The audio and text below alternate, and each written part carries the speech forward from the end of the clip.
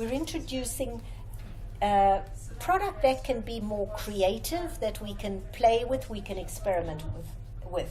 However, what pleases me is the fact that Winsor & Newton has brought out some other products which are still water-based. They're water-based and they're watercolor.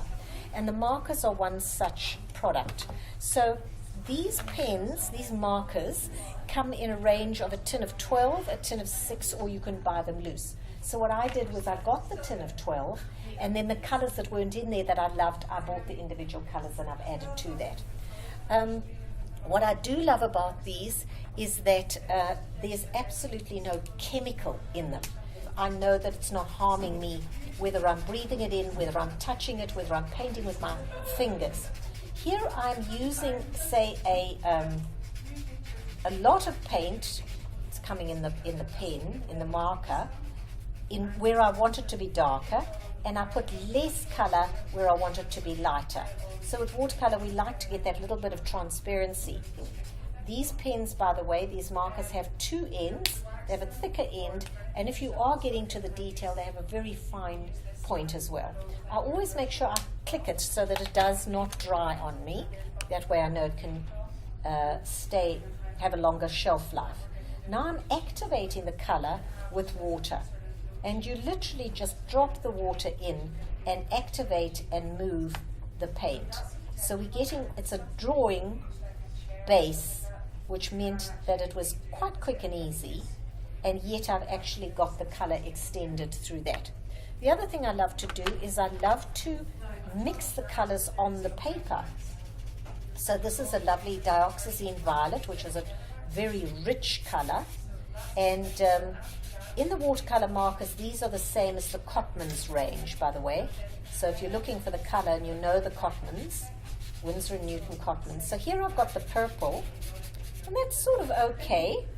And I'll put in some blue, possibly the Prussian blue. It's a nice strong dark. So obviously I'm putting darker color here where I want in the shadows. And I'm drawing quite freehand. This is where the difference comes in. When you actually drop the water in, you get an explosion of the color. So it's that quick and that fast that it actually moves pretty quickly and activates in the water. And you still get the one quality of the watercolor, which is transparency. Over here you can still see the paper through it, which gives it the glow. What gives watercolor the glow is the transparency, the white paper underneath, and yet you've got the intense color. So you can't quite get that intensity with the tubes. It's a slightly different effect. So now, for example, in the tail here, let's put in some of this Prussian blue. If you are a person who loves to draw, you can get in all the detail you want to. Otherwise, if you're one who's sort of more loose and you just want to get the impression, you can do that. This is now a phthalo green with a Prussian blue. And again, I don't really see a great difference between those two colors until I activate it with water. And you drop it in, and immediately you see the vibrance of the color lift. And what I really love about this is that you can take that paint and you can actually drag it out and flick it and get this kind of feathery effect. So you're getting kind of dragging dry brush. And the amazing vibrance of the color comes up, which you only see when you activate it with water. So with the watercolor markers, you first draw on the paper and then you activate with the water. If we're getting textural, which is what sort of some artists are doing, they're bringing in more texture into the paints, you can work with this, and it's achieved all this texture. I've put nothing else on this particular painting except these sticks. So these sticks are similar to what you saw demonstrated outside, but outside you had ink base, whereas here you've got watercolor base. I put in the yellow, and then I put in the red, and it's, again, just like you saw with the pens, with the watercolor markers, you activate this with water, and you're mixing on the paper. I love it when the red and the yellow mix together on the paper and you get a bit of both. but you can also keep adding the color to the wet area and get it to be more intense. You're getting a multitude of textures and tones. You know, a painting really is only, I feel, complete if you've got the light, the medium, and the dark. So you keep your lights, and you can keep adding color, you can get your mediums, and you can keep adding darks. So say, for example, I wanted to get really dark in here. I can keep building up, and because I'm using a good paper, I'm using Arch, I can almost punish this paper. I can go over it many times, and it's still, the paper is still good. It never ever damages the surface of the paper. This is all the watercolor sticks. Now with this range, these are more like the artist's range of colors in the sticks. You know, here you get series 1, 2, 3, 4, and you pay according to the series. Well, that's the same thing with the sticks.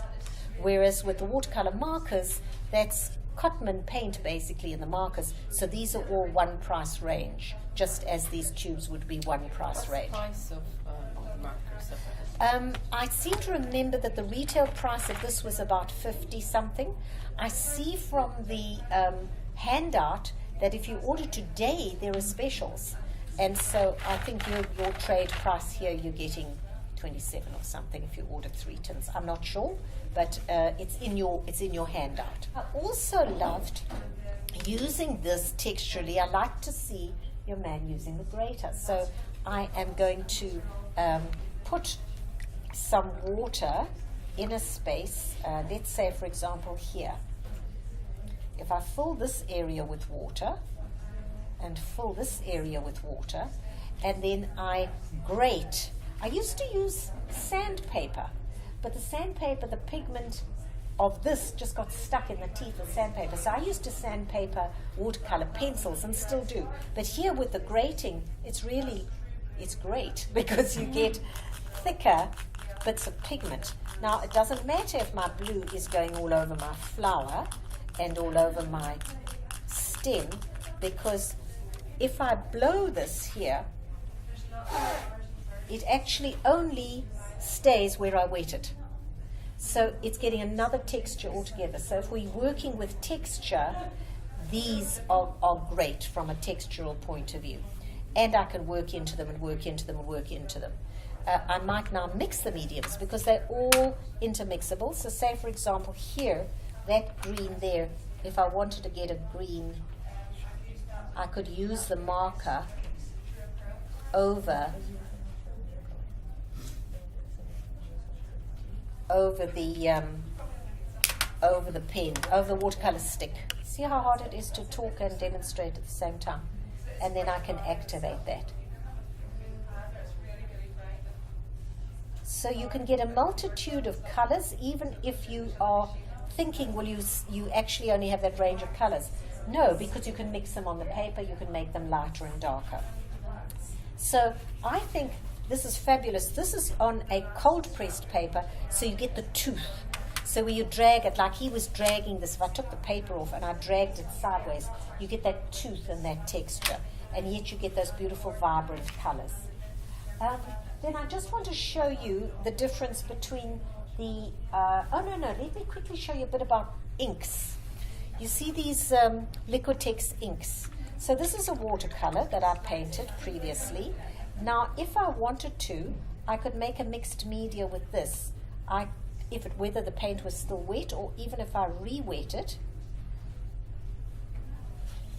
I can re-wet this and drop acrylic inks over the watercolor. So again, we're getting to that mixed media. Now, I use this, I don't squeeze the pipette when I drop it on, I just draw with the pipette. So as I do this into the water, it explodes and it gives me a lovely effect, which is a bit different from the watercolor. So it's great for the mixed media artists. And again, that's the Liquitex inks because it's acrylic. Once that's on and dry, it won't move, but you can move it while it's wet. So it gives you that exciting sort of bleeding effect that you see happening from the edge of the acrylic ink. It sort of bleeds and blends into the watercolor, and you've got that vibrance. I've just gone over his foot there.